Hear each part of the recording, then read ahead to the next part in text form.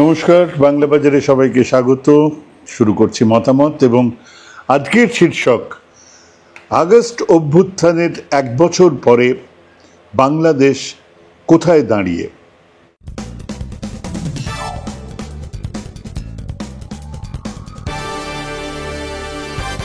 আজ বাংলাদেশ নিয়ে কথা বলবো। 1 বছর হতে চলল বাংলাদেশের অভ্যুত্থান, তাই নিয়ে কিছু কথাবার্তা। এবং এই কথাবার্তা বলার আগেই একটা কথা জানিয়ে রাখি, আমার কারোর কাছে কোনো দায় নেই। মমতা, মোদি, ইউনূস, হাসিনা, কারোর কাছে কোনো দায় নেই। কারোর হয়ে কারোর জন্য আমি কিচ্ছু বলি না, বলার প্রয়োজন পড়ে না আমার। কাজেই যা বলছি সেটা আমার বোধ থেকে বলছি, আমার বিবেচনা থেকে বলছি। আপনার ভালো লাগতে পারে, আপনার খারাপ লাগতে পারে, আপনার পছন্দের হতে পারে, আপনার অপছন্দেরও হতে পারে। এবং যা বলছি তা তর্কাতীত, আমি যা বলছি তা ঈশ্বর, আল্লাহ, ভগবানের মতন তাও নয়। তার কারণ আমি তেমন কোনো খানজাখা নই, যা বলছি সব ঠিক বলছি বলে দাবি করছি। আমি যা মনে করছি, আমি যা জেনেছি তাই আমি বলছি। এবং যতটা আমি জানি তার অন্তত যে জায়গাগুলো আপনাদের বলা দরকার যে আমি এইখান থেকে জেনেছি এটা, সেটাও আমি জানিয়ে দিই। কাজেই যা বলবো সেটা ভারতবর্ষের প্রেক্ষিতে হোক, সেটা বাংলাদেশের প্রেক্ষিতে হোক, সেটা গোটা পৃথিবীর প্রেক্ষিতে হোক, সেটা ধর্ম নিয়ে হোক, সেটা সমাজ নিয়ে হোক, যা বলছি আমার বোধ থেকে, আমার জ্ঞান থেকে বলছি। আমি শুরু করছি কথা। 1 বছর আগে একটা অভ্যুত্থান আমরা দেখেছিলাম, যে পরিবর্তনের স্বপ্ন দেখা হয়েছিল, দেখেছিলেন অসংখ্য মানুষ।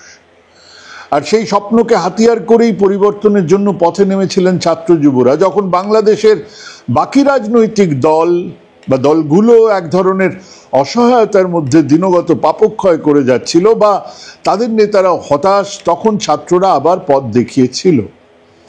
2024 সালের 5 আগস্ট টানা 15.5 বছর শাসনের পরে প্রধানমন্ত্রী শেখ হাসিনার সরকারের পতন হয়েছিল।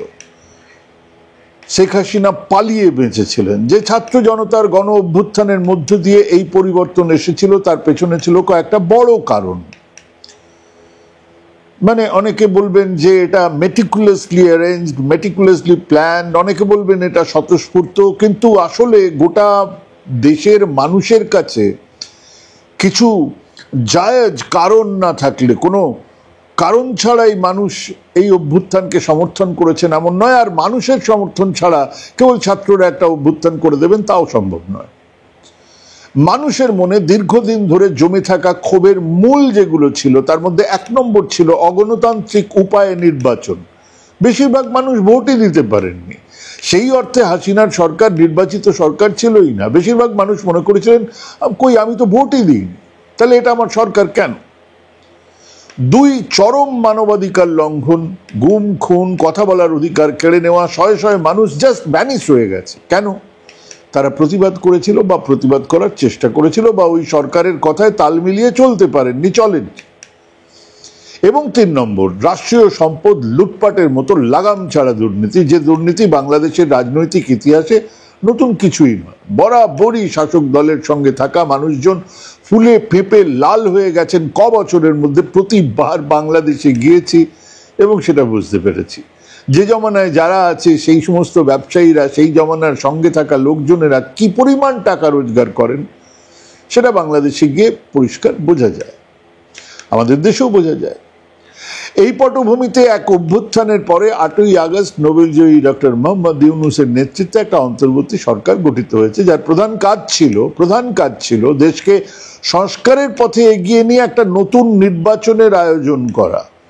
একটা সুষ্ঠু নির্বাচন যেখানে প্রত্যেকটা মানুষ ভোট দিয়ে তাদের নিজেদের সরকার তৈরি করতে পারে। কিন্তু এই পরিবর্তনের 1 বছর পর আজ প্রশ্ন উঠছে যে স্বপ্ন নিয়ে দেশের মানুষ, বিশেষ করে ছাত্র সমাজ রাস্তায় নেমেছিল, তার কতটা পূরণ হয়েছে।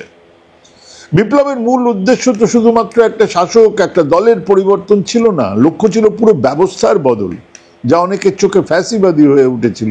তাই 1 বছর পরে বাংলাদেশকে মূল্যায়ন করতেই হবে সেই বড় স্বপ্নের নিরিখে।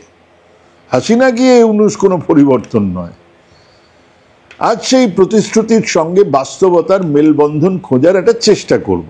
বাংলাদেশ কি সত্যিই নতুন পথে এগোচ্ছে, নাকি এক সংকট থেকে বেরিয়ে আরো জটিল সংকটের চক্রে আটকে গেছে বা আটকে যাচ্ছে? প্রতিশ্রুতি বনাম বাস্তবতা, 3 দাবির খতিয়ান আমরা বসি। বিপ্লবের মূল 3টে দাবি, গণতন্ত্র, মানবাধিকার এবং দুর্নীতিমুক্ত সমাজ, কতটা পূরণ হলো তার একটা খতিয়ান। প্রথমে গণতন্ত্রের প্রত্যাবর্তন এবং নির্বাচন। অন্তর্বর্তী সরকার ক্ষমতা গ্রহণের পর থেকেই একটা অবাধ এবং সুষ্ঠু নির্বাচনের প্রতিশ্রুতি দিয়ে আসছে। একবারও বলেননি যে আমরা এটা করব না, বলছেন আমরা এটা করব। আইন উপদেষ্টা ডক্টর আসিফ নজরুল 2025 সালের জুলাই মাসের শেষে জানিয়েছিলেন যে আগামী কয়েকদিনের মধ্যেই নির্বাচনের তারিখ ঘোষণা করা হবে। জুলাই পার হয়ে আগস্ট চলে এলো। নির্বাচন কমিশনও কিন্তু কাজ শুরু করেছে। 2025 সালের জন্য ভোট কেন্দ্র স্থাপন, নির্বাচনী এলাকার সীমানা পুনর্নির্ধারণ ইত্যাদি প্রস্তুতিমূলক কিছু কাজ চলছে। কিন্তু নির্বাচনের পথ তৈরি করার এই প্রক্রিয়া নিজেই এক নতুন রাজনৈতিক বিতর্কের জন্ম দিয়েছে। এই বিতর্কের কেন্দ্রে রয়েছে 2টো দলিল, একটা হচ্ছে জুলাই ঘোষণাপত্র, একটা হচ্ছে জুলাই জাতীয় সনদ। জুলাই ঘোষণাপত্র হলো 2024 সালের গণ অভ্যুত্থানকে একটা সাংবিধানিক এবং রাষ্ট্রীয় স্বীকৃতি দেওয়ার দলিল, যাতে ভবিষ্যতে এই পরিবর্তনকে কেউ অসাংবিধানিক ক্ষমতা দখল বলতে না পারে। অন্যদিকে জুলাই জাতীয় সনদ হলো আগামী দিনে রাষ্ট্র পরিচালনার সংস্কারগুলো কেমন হবে তার একটা রাজনৈতিক ঐক্যমতের রূপরেখা। যে দলিলগুলো ঐক্যের প্রতীক হওয়ার কথা ছিল সেগুলো কিন্তু এখন বিভেদের কারণ হয়ে দাঁড়িয়েছে। দেশের অন্যতম প্রধান রাজনৈতিক দল বিএনপি পরিষ্কারভাবে জানিয়ে দিয়েছে যে এই ঘোষণাপত্র যদি 1972 সালের সংবিধানের বিরুদ্ধে যায় তাহলে তারা এর বিরোধিতা করবে। তাদের মতে এই ঘোষণাপত্র সংবিধানের প্রস্তাবনার অংশ না হয়ে 4র্থ তফসিলে যুক্ত করা উচিত। আবার যে ছাত্র সংগঠনগুলো বিপ্লবের নেতৃত্বে ছিল, যেমন জাতীয় নাগরিক পার্টি এনসিপি, তারা মনে করে এই ঘোষণাপত্র ছাড়া ফাঁসিবাদকে স্থায়ীভাবে বিলুপ্ত করা সম্ভব নয়। এই বিভেদ এতটা গভীর যে এনসিপি নেতা হান্নান মাসুদ জুলাই ঘোষণাপত্র পাঠের অনুষ্ঠান বর্জন করেছেন। তার অভিযোগ, আন্দোলনের 158 জন সমন্বয়কের সবাইকে আমন্ত্রণ জানিয়ে সম্মান জানানো হয়নি। এর ফলে এক মৌলিক বিতর্কের জন্ম হয়েছে, নতুন বাংলাদেশের রাজনৈতিক কর্তৃত্বের উৎসটা কি হবে। রাজনৈতিক কর্তৃত্বের একটা উৎস হতে হবে একটা সংবিধান, একটা কিছু লিখিত কাগজ, একটা কিছু সিদ্ধান্ত। সেই কর্তৃত্বটা কি? কর্তৃত্বটা কি 1971 সালের মুক্তিযুদ্ধ, 72 সালের সংবিধান থেকে আসবে, নাকি 2024 সালের বিপ্লব থেকে আসবে? এই প্রশ্নের কোনো সর্বজনগ্রাহ্য কোনো উত্তর মেলেনি, পায়নি, কেউই পায়নি। রাজনৈতিক অস্থিরতা কাজেই বেড়েই চলেছে। বিশেষজ্ঞরা বলছেন অন্তর্বর্তী সরকারের সংবিধান পুনর্লিখনের ম্যান্ডেট নেই। অন্তর্বর্তী সরকার একটা সংবিধান লিখে ফেলতে পারে এমন রায় সেই সরকারের কাছে নেই। এই কাজ করতে পারে শুধুমাত্র একটা নির্বাচিত গণপরিষদ। আবার সেই গণপরিষদ কিভাবে তৈরি হবে? কারণ তার জন্য চাই নির্বাচন। কিন্তু ছাত্র সংগঠনের দাবি নির্বাচনের আগে চাই নতুন সংবিধান। মানে আগে ডিম না আগে মুরগি, আগে ডিম না আগে মুরগি গোছের একটা কূট তর্ক চলছে। দ্বিতীয় দাবিটা কি ছিল? মানবাধিকার এবং বিচার। মানবাধিকারের ক্ষেত্রে পরিস্থিতিটা ভীষণ স্ববিরোধী, একটা প্যারাডক্সিক্যাল। একদিকে যেমন শেখ হাসিনা সরকারের আমলের মানবাধিকার লঙ্ঘনের ঘটনার বিচারের একটা ধীর হলেও প্রক্রিয়া শুরু হয়েছে, তেমন অন্যদিকে বর্তমান সময়ে আইন শৃঙ্খলার চরম অবনতি ঘটেছে। চরম মানে চরম। মাঝে মধ্যে ছাত্র নেতাদের বলতে হচ্ছে আইন নিজের হাতে নেবেন না। ছাত্র নেতারাই বলছেন পুলিশ বাড়াবাড়ি করছে, ছাত্র নেতারাই বলছেন সরকার দমন পীড়ন চালাচ্ছে। অতীতের বিচার অন্তর্বর্তী সরকার ক্ষমতাচ্যুত আওয়ামী লীগ সরকারের বিরুদ্ধে আইনি ব্যবস্থা নিয়েছে। ট্রান্সপারেন্সি ইন্টারন্যাশনাল বাংলাদেশ টিআইবির একটা প্রতিবেদন বলছে জুলাই অভ্যুত্থানের সময়কার সহিংসতা এবং হত্যার অভিযোগে 1602খানা মামলা দায়ের করা হয়েছে, যার মধ্যে 638টা হত্যা মামলা। 2025 সালে জুন মাস পর্যন্ত 87 জন সাবেক মন্ত্রী এবং সংসদ সদস্যকে সাংসদকে গ্রেপ্তার করা হয়েছে। খোদ শেখ হাসিনার বিরুদ্ধে 351টা মামলা হয়েছে, যার মধ্যে 214টা খুনের মামলা। আন্তর্জাতিক অপরাধ ট্রাইব্যুনালও কাজ শুরু করেছে। কিন্তু এই বিচার প্রক্রিয়া বিতর্কের ঊর্ধ্বে নয়। হিউম্যান রাইটস ওয়াচ এবং টিআইবির মতন সংস্থাগুলো বলছে অনেক অভিযুক্ত দেশ ছেড়ে পালিয়েছে, অনেক মামলা দুর্বল বা রাজনৈতিক উদ্দেশ্য প্রণোদিত এবং জামিন না দিয়ে নির্বিচারে গ্রেপ্তারের অভিযোগ উঠছে। তার সঙ্গে যোগ হয়েছে বর্তমান সহিংসতা। বর্তমান সহিংসতা, গত এক বছরে আইন শৃঙ্খলার পরিস্থিতি যেটা ভয়াবহ একটা চেহারা নিয়েছে। সেন্ট্রালাইজ বা কেন্দ্রীভূত রাষ্ট্রীয় নিপীড়নের জায়গা নিয়েছে ডিসেন্ট্রালাইজ বা বিকেন্দ্রীভূত সহিংসতা। একটা জায়গা থেকে এই নিপীড়নটা চলতো, একটা জায়গা থেকে এই নিপীড়নের সিদ্ধান্ত নেওয়া হতো, এখন বিভিন্ন কেন্দ্র থেকে সেই নিপীড়নের সিদ্ধান্ত নেওয়া হচ্ছে, সেই হিংসাগুলোকে চালানো হচ্ছে। এটা মাৎসান্যায়। সহিংসতার ধরন, হতাহত ঘটনার সংখ্যা, আগস্ট 2024, জুলাই 2025 এর মধ্যে তথ্যসূত্র টিআইবি, ট্রান্সপারেন্সি ইন্টারন্যাশনাল বাংলাদেশ, রাজনৈতিক সংঘাত 471টা, ঘটনায় 121 জন মারা গেছেন, 5189 জন আহত। মব কিলিং মানে গণপিটুনিতে মারা গেছেন 179 জন। ভাবা যায়, মানুষকে পিটিয়ে মেরে ফেলা হলো 179 জন, এবং সেটা এই এক বছরের মধ্যে। তথ্যসূত্র আটলান্টিক কাউন্সিল, বিচার বহির্ভূত হত্যাকাণ্ড 27 জন নিহত, তথ্যসূত্র আটলান্টিক কাউন্সিল। সংখ্যালঘুদের ওপর হামলা 2442টা মামলা নথিভুক্ত, তথ্যসূত্র আটলান্টিক কাউন্সিল এবং সরকার। সাংবাদিকদের ওপর হামলা 878 জন সাংবাদিক আক্রান্ত, 230% বৃদ্ধি পেয়েছে। কি, কোনটা বৃদ্ধি পেয়েছে? সাংবাদিকদের উপরে হামলা। তাহলে কিসের অভ্যুত্থান ছিল এটা? আরআরজি, আমি যে তথ্যটা দিলাম সেটা RRG, rights and risk analysis group, এই পরিসংখ্যান তুলে ধরেছে। ভয়াবহ চিত্র। আগের সরকারের দমনমূলক ব্যবস্থার পতনের পরে যে শূন্যতা তৈরি হয়েছে তা পূরণের জন্য রাজনৈতিক দলগুলোর মধ্যে সহিংস লড়াই শুরু হয়েছে। টিআইবির মতে রাজনৈতিক সংঘাতের 92% ঘটনার সঙ্গে বিএনপির সম্পৃক্ততা পাওয়া গেছে। এই দখলদারির লড়াই এবং বিচার ব্যবস্থার উপর থেকে আস্থা কমে যাওয়ায় মবক্রেসি মানে ভিড়তন্ত্র বাস্তবে রূপ নিচ্ছে। আচ্ছা, দুর্নীতির তদন্তের কি অবস্থা? রামপালের কি হলো?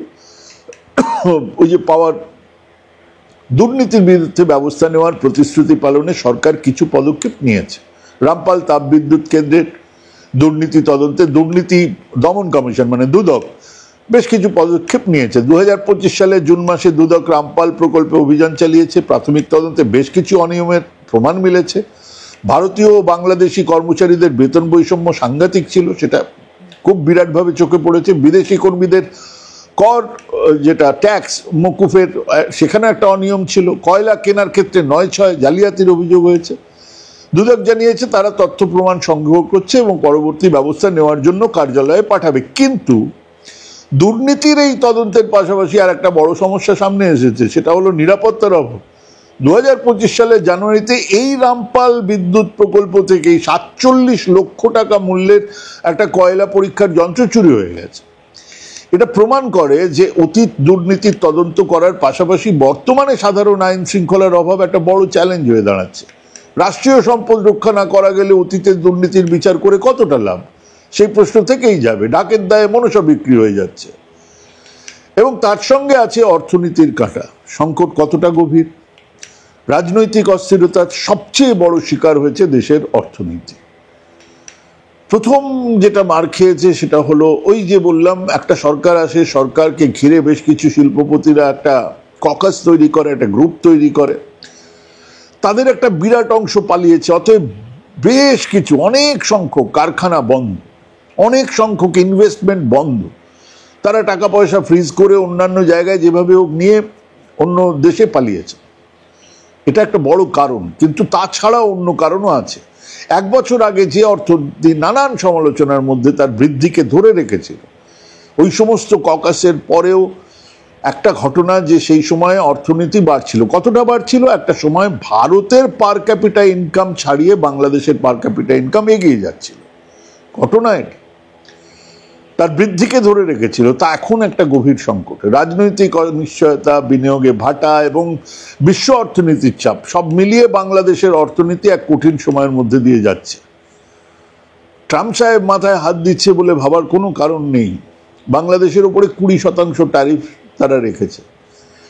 বাংলাদেশের ওপরে যখন 20% ট্যারিফ রেখেছে, তখন ভাবুন ভিয়েতনামের ওপরে কম কেন, থাইল্যান্ডের ওপরে কম কেন, তার চেয়ে কম কেন? এইগুলো ভাবতে হবে যে আসলে ব্যাপারটা কি। এবং তারপরে এখানে যে একটা আন্ডারস্ট্যান্ডিং করে অন্য কিছু হচ্ছে তাও নয়।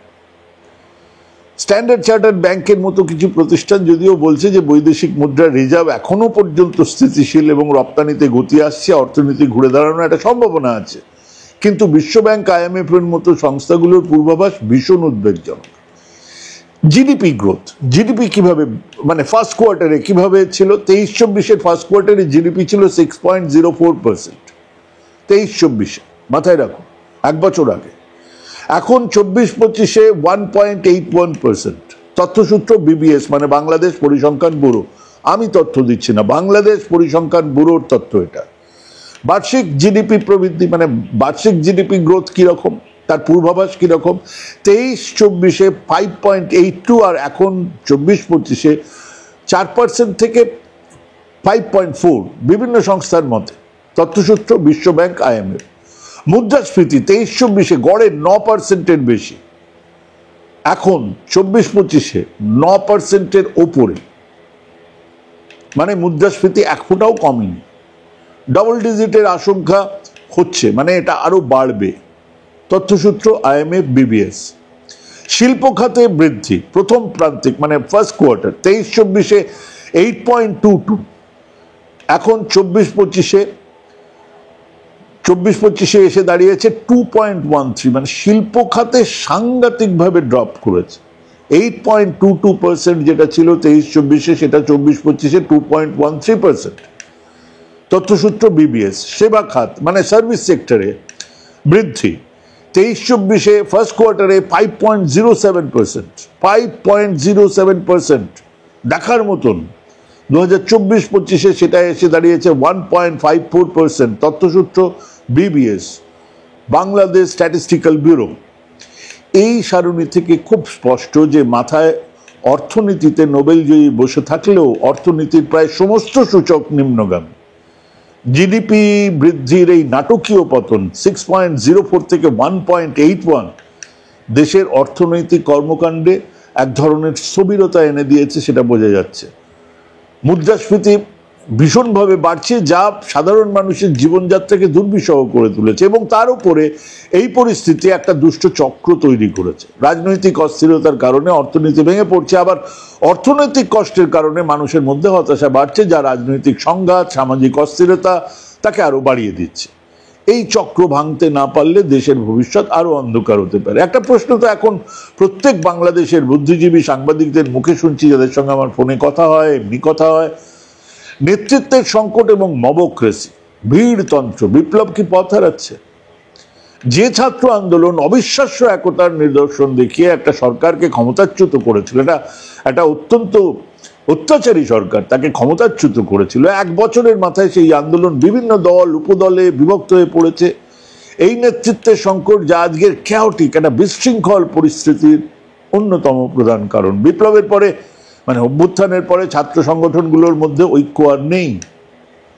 হ্যাঁ, নেই, এটা ঘটনা। বিডি নিউজ 24-এর একটা বিস্তারিত প্রতিবেদন থেকে জানতে পারলাম যে বৈষম্য বিরোধী ছাত্র আন্দোলন এবং ছাত্র দলের মতো অন্যান্য সংগঠনের মধ্যে আলাদা আলাদা বৈঠক, গ্রুপ আর পারস্পরিক দোষারোপের মতন ঘটনা ঘটেই চলেছে।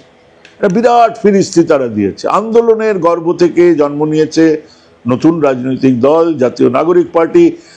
এমনকি আন্দোলনের ভেতরেও বিশ্বাসঘাতকতার অভিযোগ, নেতার পদত্যাগ, ছাত্র নেতাদের বিরুদ্ধে চাঁদাবাজির অভিযোগ, টাকা তোলার অভিযোগ ঘটনা ঘটছে।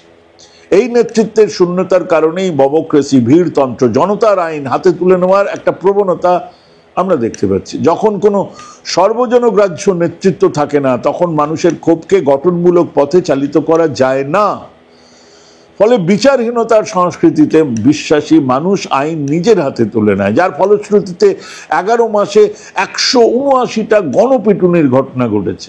এই শূন্যস্থান পূরণ করতে এগিয়ে আসছে পুরনো রাজনৈতিক দলগুলো, যারা শক্তি প্রয়োগ করে এলাকা দখল বা চাঁদাবাজির মতো কর্মকাণ্ডে জড়িয়ে পড়ছে। যে বিকেন্দ্রীভূত কাঠামো বিপ্লবকে সফল করেছিল। বিপ্লব একটা সেন্টার থেকে হয়নি, বিপ্লব কোনো একটা দল করেনি, বিভিন্ন জায়গায় বিভিন্ন লোক বিভিন্নভাবে একটা অভ্যুত্থান ঘটিয়ে দিয়েছে। সার্বিকভাবে সেটাকে বিপ্লব বলুন, অভ্যুত্থান বলুন, যাই বলুন, কিন্তু সেটা একটা জায়গা থেকে হয়নি। আর সেটাই এখন সবচেয়ে বড় দুর্বলতা। বিপ্লবের সময় কোনো একজন নেতাকে গ্রেপ্তার করে আন্দোলনকে থামিয়ে দেওয়া সম্ভব ছিল না, কিন্তু বিপ্লবের পরে কোনো একক শক্তিশালী নেতৃত্ব না থাকায় আন্দোলন তার শক্তিকে প্রাতিষ্ঠানিক রূপ দিতে পারছে না। ফলে এর সুফল যেমন আটলান্টিক কাউন্সিলের এক বিশ্লেষণে বলা হচ্ছে যে বিপ্লবের আদত মূলধন পকেটমারি হয়ে গেছে এবং বিপ্লবের মূল শক্তির বিভিন্ন দলের ক্ষমতার দ্বন্দ্বে হারিয়ে যাচ্ছে। তাহলে 1 বছর পরে বাংলাদেশ এখন কোন পথে? 1 বছর পরে বাংলাদেশ এক বিপজ্জনক মোড়ে দাঁড়িয়ে আছে। এক গণতান্ত্রিক ন্যায়ভিত্তিক সমৃদ্ধ বাংলাদেশের যে স্বপ্ন দেখা হয়েছিল, আমরা এখানে বসে দেখেছিলাম, তা আজ অর্থনৈতিক পতন, আইন শৃঙ্খলার বিপর্যয়, খণ্ডিত রাজনৈতিক বাস্তবতার নিচে চাপা পড়ছে। এক কথায় দেশ একটা কেন্দ্রীভূত স্বৈরতন্ত্র থেকে বেরিয়ে এক বিকেন্দ্রীভূত নৈরাজ্যের মধ্যে গিয়ে পড়ছে। প্রতিশ্রুতিগুলোর দিকে তাকালে দেখা যায় গণতন্ত্রের স্বপ্ন সাংবিধানিক বিতর্কে আটকে গেছে, মানবাধিকারের প্রতিশ্রুতি নতুন ধরনের সহিংসতায় হারিয়ে গেছে, আর দুর্নীতি দমনের চেষ্টা নিরাপত্তার অভাবে হোঁচট খাচ্ছে। রাজনৈতিক অর্থনৈতিক সংকট একে অপরকে আরো ঘনীভূত করছে, যা থেকে বেরিয়ে আসার পথ খুঁজে পাওয়া ভীষণ কঠিন। অনেক সাধারণ মানুষ এবং আন্দোলনকারী যারা পরিবর্তনের জন্য ত্যাগ স্বীকার করেছিলেন, তারা আজ হতাশ। তাদের মনে হচ্ছে বিপ্লবকে বিক্রি করে দেওয়া হচ্ছে। এই অচলাবস্থা থেকে বেরিয়ে আসার একটা মাত্র বাস্তবসম্মত পথ হলো দ্রুত, বিশ্বাসযোগ্য এবং সব দলের অংশগ্রহণে একটা নির্বাচন আয়োজন করা।